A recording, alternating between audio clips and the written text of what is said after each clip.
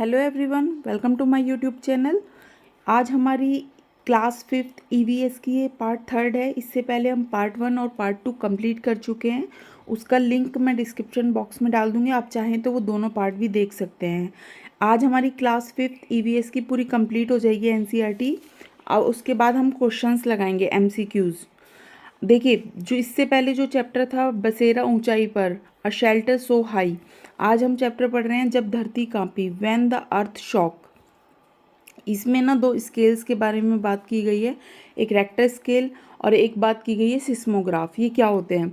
देखिए, Richter scale क्या होता है, जो भूकंप की तरंगे आती है ना, उन्हें मैथमेटिकल तरीके से नापना, कितना तेज आया है, कितना कम आया है, उसको एक गणितीय मतलब मैथमेटिकल स्केल के तौर पर ये मेज़र करता है। ठीक है, ये ध्यान ये रखिएगा कि मैथमेटिकल स्केल के तौर पे ये मापता है। तो सिस्मोग्राफ क्या होता है? ये एक उपकरण है। ठीक है, ये एक स्केल था, ये एक उपकरण है, मतलब एक इंस्ट्रूमेंट है जो भूकंप, ज्वालामुखी विस्फोट, भूकंप तरंगों के कंपन को मापता है। मतलब ये उसके वाइब्रेशन को नापता है कि कितनी वाइब्रेट हो रहा है। जैसे चीज़ें हिलने लगती है ना, पंखा हिलने लगता है तो वाइब्रेशन होता है ना एक तरह से, वही चीज़ें सिस्मोग्राफ मापता है। और कितनी तेज़ी से आया है वो मापता है हमारा रिक्टर स्केल। आई होप आपको चीज़ें दोनों में चेंजेस पता चल गए होंगे। नेक्स्ट आएगा कौन करेगा यह काम।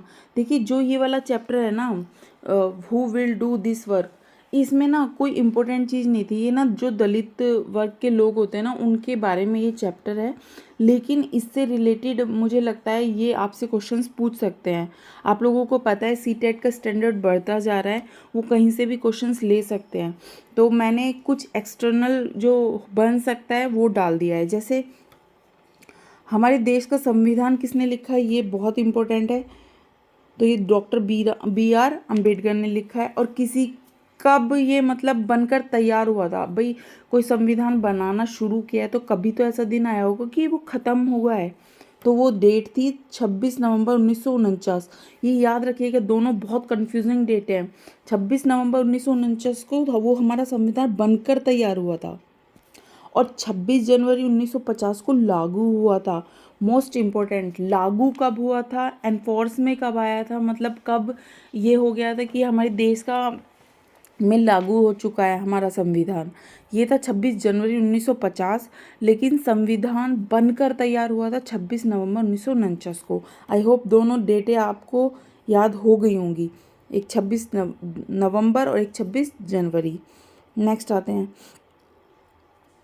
जो ये इसको कितना टाइम लगा था हमारे संविधान को बनने में?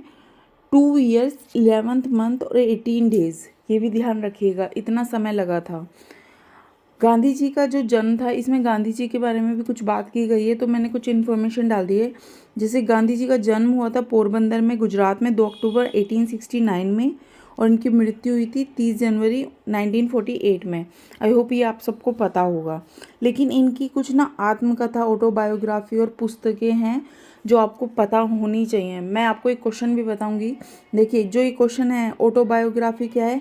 एक्सपेरिमेंट विथ ट्रूथ, ये इनकी एक बायोग्राफी है, ऑटोबायोग्राफी। अब गांधी जी की जो प्रमुख पुस्तकें हैं, जैसे हिंद स्वराज, दक्षिण अफ्रीका के सत्याग्रह का इतिहास, ये दोनों इन्होंने पुस्तकें भी लिखी हैं। इनकी पत्रिकाएं बहुत इंपॉर्टेंट हैं, यहाँ से क्वेश्चन बनता ही बनता है। और DSSB में एक क्वेश्चन आया था, मैं बताती हूँ आपको। देखिए, हरिजन याद रखिएगा, क्योंकि आपको पता है दलित वर्ग के लिए भी इन्होंने काम किया है, तो हरिजन उससे रिलेट कर लीजिएगा। Indian opinion, young India. एक क्वेश्चन आया था, न्यू इंडिया किसकी पुस्तक है? न्यू इंडिया, ये क्वेश्चन आया था। यहाँ पे देखो, इंडियन ओपिनियन और यंग इंडिया, ये दोनों गांधी जी की है, लेकिन न्यू इंडिया एनी बेसेंट ने लिखी थी, तो इन दोनों में कन्फ्यूज़न हो जाती है, ये ध्यान रखिएगा बिल्कुल। ठीक है, अब नेक्स्ट चैप्टर क्या आता है? किसानों की कहानी, बीज की जुबानी। यहाँ पे 2 त्योहारों की बात की गई होगी। A seeds tells a farmer's story. Gujarat में जब नई फसल तैयार होती है तो लोग उत्सव मनाते हैं। सर्दियों में खेत में ही ताज़ी सब्जियों को मसाले के साथ एक मटके में भरते हैं, उसको सील बंद कर देते हैं। कोयले के अंगारों में मटकों को उल्टा रखकर सब्जी को पकाया जाता है। इस पकी सब्जी को क्या कहा जाता है? उर्द्यू। ऊंधियों, ऊंधियों कहा जाता है। गुजराती में ऊंधियों का अर्थ होता है उल्टा। ये दोनों चीज़ें इंपॉर्टेंट है। पहले तो आपको बताया हुआ है कि क्या करते हैं, लेकिन जब ये भी आपको प्रोसेस याद रखना चाहिए। देखिए वो पूछ सकते हैं कि कैसे कैसे पहले मटके में मसाले डालेंगे, फिर मटके को सील कर देते हैं, फिर अंगारों पे उल्टा रख देते हैं। तो आपको ये पता होना चाहिए, इसको इंदियू ऊंधियों कहते हैं। आई होप ये भी आपको क्लियर हुआ होगा। अब आते हैं किसके जंगल, हुज फॉरेस्ट। यहाँ से क्वेश्चन बनता है, मैं आपको पहले ही बता दूँ, मोस्ट इम्पोर्टेंट। कुड़ुक भाषा, पहले तो यही पता होना चाहिए कुड़ुक भाषा कहाँ की है, तो ये झारखंड की है। ये बात ध्यान रखिएगा। कुड़ुक भाषा में तोरांग का क्या मतलब है? तोरांग का अर्थ होता है जंगल।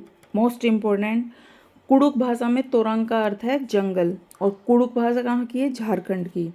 जंगल अधिकार कानून 2007, ये इसी चैप्टर में था। तो इस जो कानून था, ये जंगल अधिकार कानून 2007, ये किससे रिलेटेड है? तो आप देखिएगा, यह कानून आदिवासियों को जंगल पर उनका हक दिलाता है। जो लोग कम से कम 25 साल से जंगल में रहे हैं, उनका वहाँ के जंगल और वहाँ पैदा होने वाली चीज़ों पर हक है। उन्हें जंगल से हटाया ना जाए। जंगल बचाने का काम भी उनकी ग्राम सभा करे। ठीक है, यहाँ पे आदिवासियों को जो जंगल से निकालने की बात की गई थी, लेकिन इस अधिकार के अनुसार उनको ये कहा गया कि जो 25 साल से इस जंगल में रह रहे हैं, उनको इस जंगल से बाहर ना निकाला जाए। ठीक है, और जो यहाँ पे उग रहा है उन चीज़ों पर इनका अधिकार भी है। तो ये बातें इसमें कही गई थी। इसी में ही मिज़ोरम की खेती की बात की गई। मिज़ोरम में जो खेती होती है उसको झूम की खेती कहते हैं। आपको पता है ना झूम खेती? झूम की खेती आप लोगों को पता होगा। झूम खेती क्या होता है? झूम खेती एक ऐसी खेती है जिसमें एक फसल कटने के बाद ज़मीन को कुछ साल तक आराम करने देते हैं।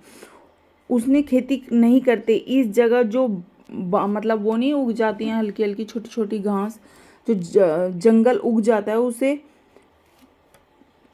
काटते नहीं यहाँ पे, बस गिरा कर जला देते हैं। मतलब उसे यहाँ पे काटते होगा, काटते नहीं है, बस गिरा कर जला देते हैं। यह राख जमीन पे खाद का काम करती है। यह राख है, सॉरी ये थोड़ी मिस्टेक हो गई है, यहाँ ये राख है। खाद का जमीन काम करती है। जमीन को जलाते हुए आसपास के पेड़ों में जले जंगल को नुकसान न पहुंचे, यह भी देखना पड़ता है। अब देखिए आपको पता है पंजाब में क्या होता है, जिसे पराली कहते हैं हम लोग, वो लोग भी ऐसे करते हैं। उससे जो धुआं निकलता है ना, वो बहुत ही ज़्यादा, मतलब आप ये देख लीजिए सांस लेना भारी हो जाता है। वही चीज़ बताई हुई है। ठीक है, अब फसल पकने पर गांव में लोग में सबसे बड़ा त्योहार मनाते हैं। कहाँ की बात हो रही है? ये मिज़ोरम की बात हो रही है, ये ध्यान रखिएगा। सब साथ में खाना पकाते हैं, वह मज़ा करते हैं और चेराऊ नाच भी करते हैं। चेराऊ नाच कहाँ का है? मिज़ोरम का, ये ध्यान रखिएगा बिल्कुल। इस नाच में जमीन पर बांस की डंडी लेकर दो दो लोगों को जोड़ी आमने सामने बैठती हैं और ढोल की ताल पर डंडियों को जमीन पर पीटते हैं। डंडियों के बीच लोगों को एक कतार में खड़ा होकर कूदते और नाचते हैं। आप यहाँ पे ये मोस्ट इम्पोर्टेंट चीज़ नहीं है, यहाँ पे आपका ये है कि मिज़ोरम में जो डांस या त्यौहार पे नाच गाना होता है वो कौन सा त्यौहार है? तो चेराओ, ये ध्यान रखिएगा बिल्कुल। ठीक है, नेक्स्ट आते हैं किसकी झलक। इसमें कुछ खास था नहीं इस वाले चैप्टर में। तो ऑस्ट्रेलिया में रहने वाले रेनबो मैंडल का जन्म 1822 में होता है। ये आ सकता है कि जो मटर पे प्रयोग किया था वो किसने किया था? तो वो रेनबो मैंडल ने किया था, बस ये इंपॉर्टेंट है यहाँ पे।